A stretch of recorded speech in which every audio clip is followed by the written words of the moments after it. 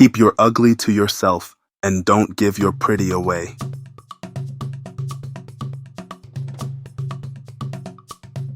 The Tale of Mosi and Adama.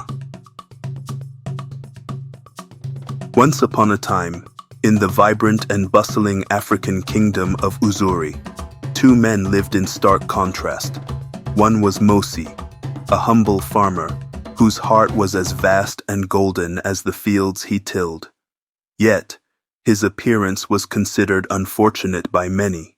His nose was large and crooked.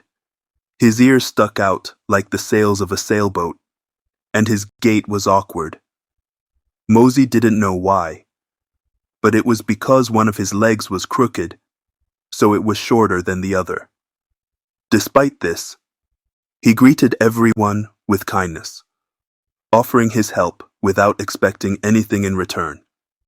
The other was Adama, the son of the wealthiest merchant in Uzuri. Adama's beauty was legendary. Women in the kingdom sang songs about his chiseled jawline, gleaming smile, and eyes that sparkled like stars. But behind his handsome face lay a dark and selfish soul. Adama thrived on deception and cruelty, taking what he wanted without regard for others. One fateful day, the village oracle, Madame Zubeidi, announced, "Last night, while we all slept, a curse was sowed into our kingdom. Some of you may have already noticed that one half of your field is normal and green, and the other half is brown and withered. Overnight. This is the curse of the half curse, where the enemy messes you up half the way, so you just think it's a coincidence, or that you did something wrong, when really it is a curse." The people acknowledged and were loud about this problem. How would they make a living? How would they feed their families? They wouldn't have anything to bring to market. "Yeah, everything was fine in my fields last night. I checked. It was fine. But now." "Who did this?" yelled one man. "It was the curse of a spiritual enemy of this kingdom." "Where are they? Let me at them." "There's no one to get at. This is a spiritual enemy. You can't see them. There is no person to fight. This has to be solved spiritually, else a spiritual drought that even rain can't fix would happen to our land, and it could devastate Uzuri. Because it is a spiritual battle, it can only be fought a certain way. Only the purest heart," she continued, "can uncover the ancient well hidden in the forest. We only need one gourd of water from that well, and it will keep us from being wiped out by the enemy that sows spiritual curses while we sleep. It is the key to saving our kingdom. Who will go to the sacred forest?" Men stepped up. I'll go," Madame Zubeidi warned. "Only the purest heart can get what we need from the sacred well to save this land." Pure heart? The men began to mumble as they stepped back. They knew their hearts weren't pure. Their thoughts weren't pure. Their actions weren't pure. They hoped no one knew they weren't pure souls, but they themselves knew. So, they began to step back and became quiet. Soon, there was no one standing in front of Madame Zubeidi volunteering for the journey. Which one will it be? Who will go? Any candidates? Any suggestions? Any nominations? There was a brief pause, and then, the people, mostly the women, cheered for Adama. They liked chanting his name anyway. Adama stepped up like a hero and proclaimed that he was the best one for the journey. There was nobody taller, smarter, wiser, more buff than him. He would be perfect for this adventure. When Madame Zubeidi said there was an ancient well, Adama heard there is ancient wealth, and he was all about going to get wealth. This is why he stepped up. Now, was Adama's heart pure? To Adama, he thinks that life is an act, and you can act your way through it. He planned to act pure-hearted when he got to the ancient wealth. Madame Zubeidi was skeptical that Adama could do it, so she offered, "Anyone else?" Adama looked confused. "Anyone else?" he said. "I'm definitely going." Mosey stepped up and said, stammering, I'm taller. I'll go. And then he stated his motive for volunteering. If this is a dire situation, then I want to also go to help the kingdom, as well as save my own home and farm. Almost no one cheered for Mosey. The king of Uzuri quickly got involved. More desperate to save the land than anything else, he consulted the elders of the land, and along with Madame Zubeidi, they concluded that only the purest heart could even reach the sacred forest. Only the purest heart would find the well once they got there.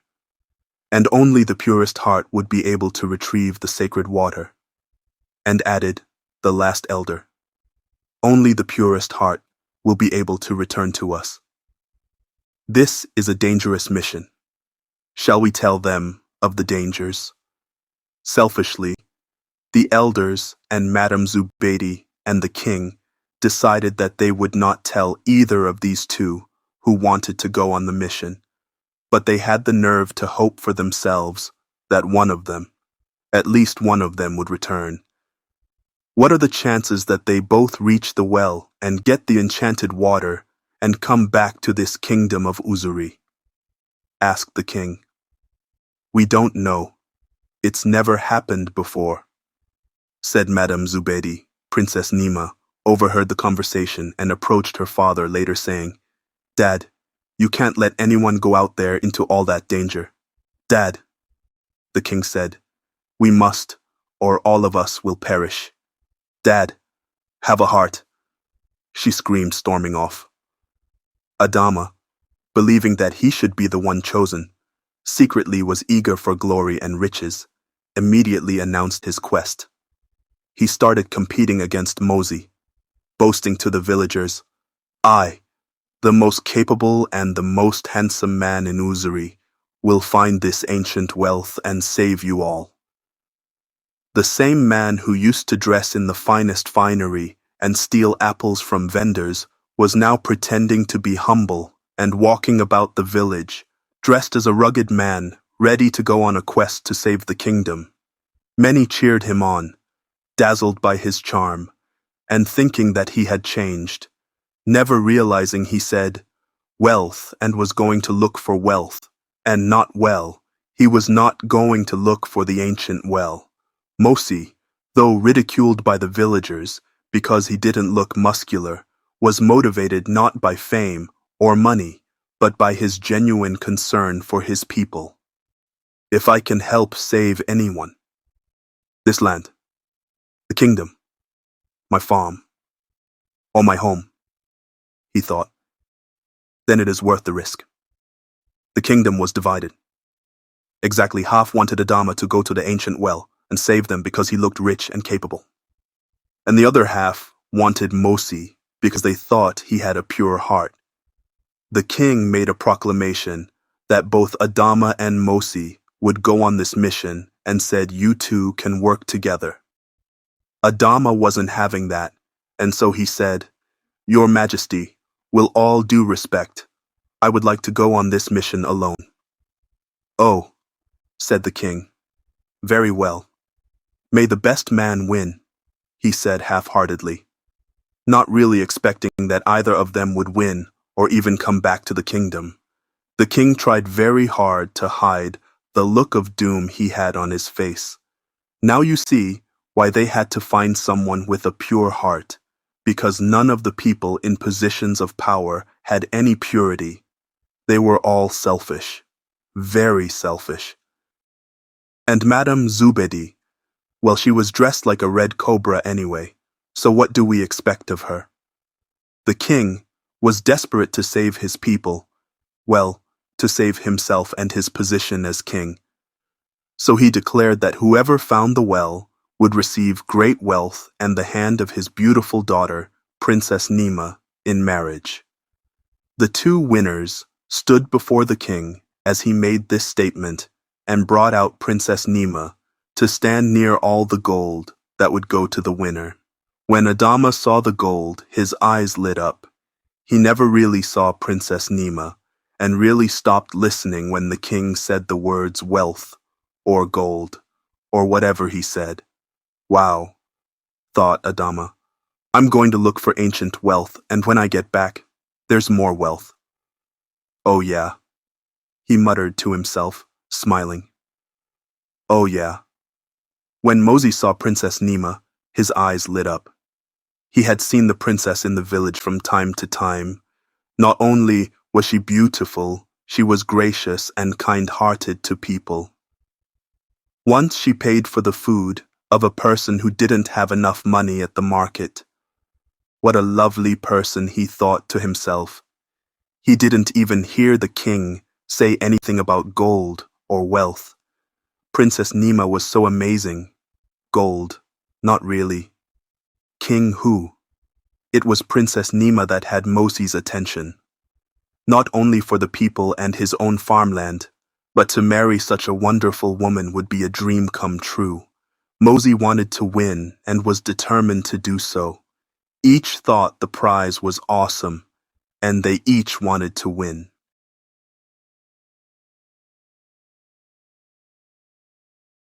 The day of the journey arrived. The two men set out in opposite directions. Adama, convinced of his superiority, ignored the advice of the elders and took shortcuts through treacherous lands. Along the way, he encountered travelers in need, but turned them away, sneering, "I have no time for weaklings." Adama met two beautiful women along the way, and his eye liked both of them.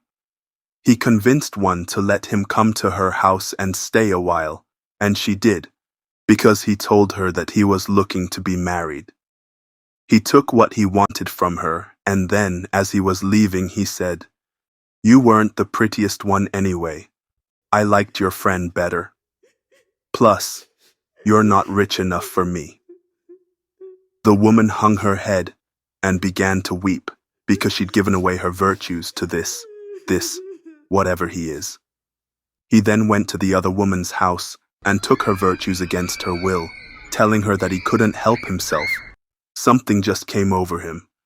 When he was done with her, he left telling her that she wasn't beautiful enough for him. "I mean," he said, "just look at me. How could I possibly stay with you or marry you?" By this time, the first woman had pulled herself together again. She came out of her house, and they consoled one another. Each of the friends compared notes on this Adama, and quickly came to their senses. They asked one another, "What did we see in that ugly man anyway?"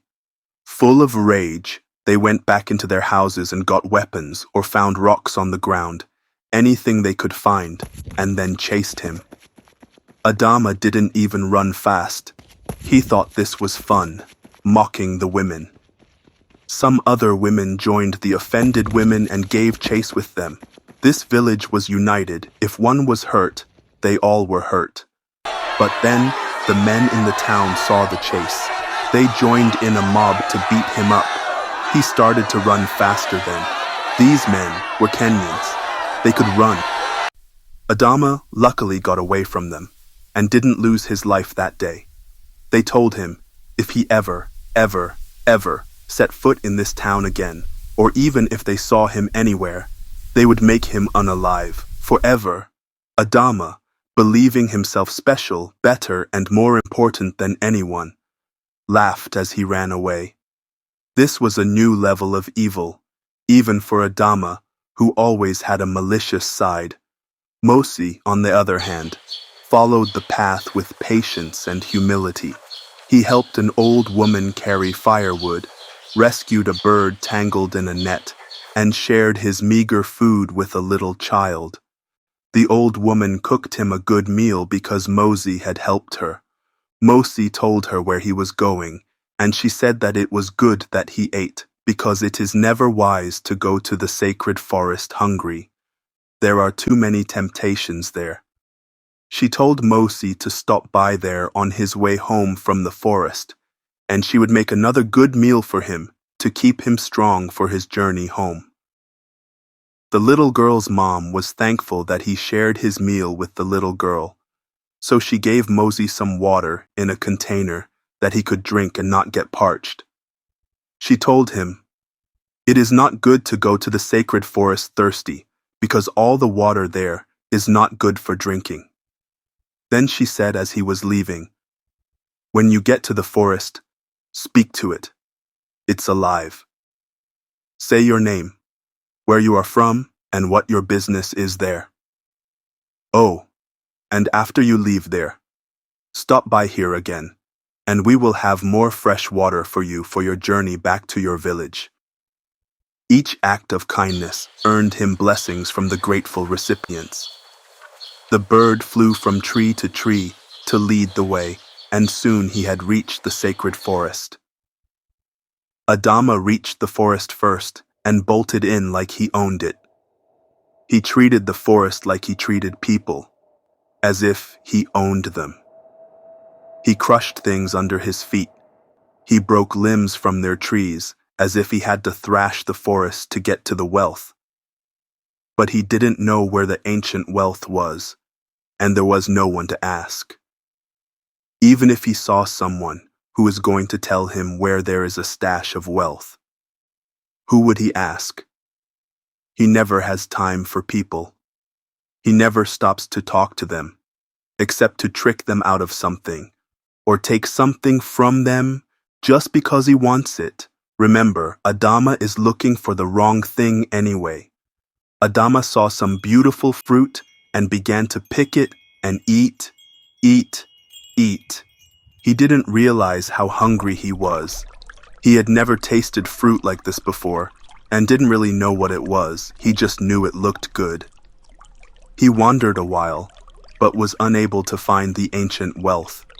He became thirsty and frustrated after chopping down so many trees and destroying the sacred forest. Adama saw a stream and took a long drink from it like he was a camel. He didn't realize how thirsty he was. The fruit or the water, or both of those things together, made him delirious. He went into what he thought was a trance. Everything was spinning. A large forest spirit appeared, but he thought he was dreaming. The spirits were angry and sent their messenger to let Adama know they were angered by his greed and lack of respect for the forest. They cursed him to wander endlessly. Even if Adama had been awake or fully aware to hear this, he wouldn't have believed it. He thinks that nothing can happen to him. His rich dad always protected him and gave him everything he wanted. Everything. While Adama slept off his fruit trance, Mosey arrived at the entrance of the forest. He spoke to the forest and told them his name and where he was from. He asked if he could go to the ancient well and carry some water to his people. There were just forest sounds. No one answered his salutation, but that is what he was told to do. So he did it. After Mosey spoke, it seemed that the birds got louder, happier, and a gentle breeze blew with a sweet smell to it. When Mosey arrived, the forest seemed to welcome him. When he entered the forest, he thought it was the most beautiful thing he had ever seen. All the animals were different. They were more colorful, more beautiful. The greenery was more green. The flowers were bigger and brighter. The fruits were amazing, but they belonged to the trees, not to him. And because of the kind old woman who had fed him, he was not hungry. So, Mosey kept walking ahead. Mosey got lost on the path, but at a banana tree that he found there was a monkey there that became his friend. The cutest little African monkey came up to him. When Mosey realized the monkey would follow him, he named the monkey Kima. Kima began to swing from tree to show Mosey the way to the ancient well, which was hidden in a deeper part of the forest. The trees parted. They seemed to bow, to reveal a glowing path. Mosey had another guide. It was the bird he had freed from the thicket earlier. One on each side, they both indicated the way to the ancient well. At the end of the path, he found it. It was the ancient well, the one the oracle had spoken of. It shimmered with pure water. Mosey filled his gourd and returned to the village. He never saw Adama, who was asleep the entire time that Mosey was retrieving the enchanted water. As he left the sacred forest, Mosey was sure to say, "Thank you for letting me take this water back to my homeland. Thank you for letting me come into your beautiful forest." Mosey was sure to say, "Thank you to God who made all these things, including the forest, and commenting on the glory of it all. Oh," he added, "and I had a banana. Thank you." These are the actions of a pure-hearted person. Mosey went home by the same way he came. The old woman had a delicious meal for him, as she had promised, and he really enjoyed it. The lady with the little girl gave him more water for his trip back to his own home. Mosey entered the gates of the kingdom like a hero with the gourd of water in his lanky arms. There was hope for the kingdom now. Everyone was delighted. He went to the palace with the water gourd and presented it to the king. He really used the gourd as an excuse to see Princess Nima and to show off just a little. She smiled. She was impressed. They went out into the village square and poured the living water onto the ground to heal the ground from the curse of the half-curse. That was really a curse of half-drought. The moment the water touched the parched soil, the land bloomed with life.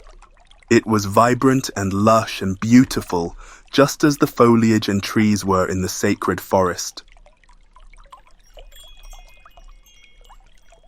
The kingdom rejoices when Mosey returns with the water from the sacred forest. The king kept his promise and offered Mosey great wealth and Princess Nima's hand in marriage. Mosey is now the new hero of the kingdom. Mosey, however, humbly declined the wealth, but chose to marry Princess Nima not for her beauty, but for her kind heart. It was a beautiful day, and the wedding had started. But suddenly, Mosey's monkey came into the wedding chapel.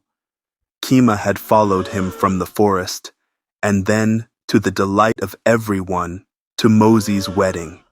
Everyone thought he was so cute. Kima had with him another gourd of water. He had carried it all the way from the enchanted well in the sacred forest. Mosey remembers seeing that very same little gourd by the ancient well. Kima gave the little water gourd to Mosey. Even though Mosey had been told not to drink the water from the forest, he realized this was water from the well, not the stream. Kima waited until Mosey drank the water. Suddenly, Mosey turned ruggedly handsome. His nose straightened, and his ears didn't seem so large anymore. The women swooned. Mosey didn't see what they saw, because he had always avoided mirrors. So his new handsomeness never went to his head, and he never became a narcissist like Adama. But Mosey did notice that he walked better than he used to. One leg was no longer crooked. It was no longer shorter than the other. How can a man without a crooked heart have a crooked leg? All things were made better than new for Mosey, the new kingdom hero. The villagers, ashamed of how they had treated Mosey, came to respect and honor him, now, not for his good looks, but for his kind heart. They asked him about Adama, and Mosey honestly could say that he had not seen him. Adama, meanwhile, was lost in the forest. The sacred forest is very sensitive to the spirits and souls of those who enter it, and it does not like those of bad character traits. Adama was lost of his own making. Wandering, as he did every day, one day Adama came to a clearing that looked rather familiar. He thought it was his former home in the kingdom of Uzuri, but it was not. It was the village of the two beautiful women that he had assaulted. A mob came after him, and he ran for his life, wishing that he had stayed lost. As soon as he wished that, suddenly he was back in the sacred forest, eating that beautiful fruit and drinking from the stream that he should not drink from. His head began to do that thing again, like it was spinning. He just sat down and went through this trance or brain fog all over again. His life was wasting away. Why was he trapped here? "Dad," he said. "Dad, why don't you come rescue me?" Adama realized that he said that every day. It had become his prayer. Adama's very wealthy father was up in age and couldn't go on a quest to find his lost son. So he sent 2 of his servants, but they stopped short of the sacred forest because of fear and did not go in. They came back and reported that they did not see Adama anywhere. They did not even look in the forest for Adama. "I told you the people of this kingdom have issues with having pure hearts." Next, Adama's rich father, Mzee Madu, hired 2 men to go. They told Mzee Madu that they needed more money because of having to hire a search party. Mzee quadrupled the money and gave it to them, but those men did not go. They only stole the money and ran away to another kingdom. More impure hearts. Then Adama's father tried to hire 2 more men to go look for Adama, and saying he would pay them double what he paid the others, but they wouldn't get paid until they got back with his son, Adama. Those men refused. Everyone in that kingdom knew that if you did not have an absolutely pure heart, you would not return to the kingdom again. A few weeks later, Adama's father tried again, but no one anywhere around would go look for Adama because of not having a pure heart, because of the curse of the forest spirits that no one knew about, so there was no one to break the curse. Not even Adama realized he was cursed, because he kept eating that fruit and drinking the water, and not realizing that he was cursed by the forest spirits even though they told him. It's as though his understanding or memory was broken. To add to that, Adama had wished to stay lost, so he had agreed with the curse, making it double hard to break. Adama stayed lost for years, and by legend became known as the Lost Man of the Forest. Women and mothers warned their friends and daughters against going near that forest, because that lost man of the forest was ruthless and would attack them and take their virtues. Another reason Adama stayed in the forest was to look for the ancient wealth. He never did find that wealth. In the end, Uzuri learned a valuable lesson. True beauty lies in one's actions, not appearances. Adama could neither complete nor return from a sacred mission because his heart was not pure. When you are looking for the wrong thing, most likely you will never find it. Sometimes when you are looking for the wrong thing, you should pray to never find it. As the saying in the kingdom of Uzuri goes, "A kind heart shines brighter than the finest gold." The tale of Mosi and Adama became a cherished story, passed down through generations, reminding all who heard it of the power of humility, kindness, and inner beauty. After Adama's ugly actions in the village against those 2 young women, the people all began to see him as ugly. Mosi never looked in a mirror to see how beautiful he had become. Still, once an ugly person gets with a beautiful person, you will never again convince him that they were ever ugly. Inner ugly shows up on the outside. Inner beauty will always show up on the outside, so keep your ugly to yourself and don't give your pretty away. And never wish to remain lost, and never agree with the curse.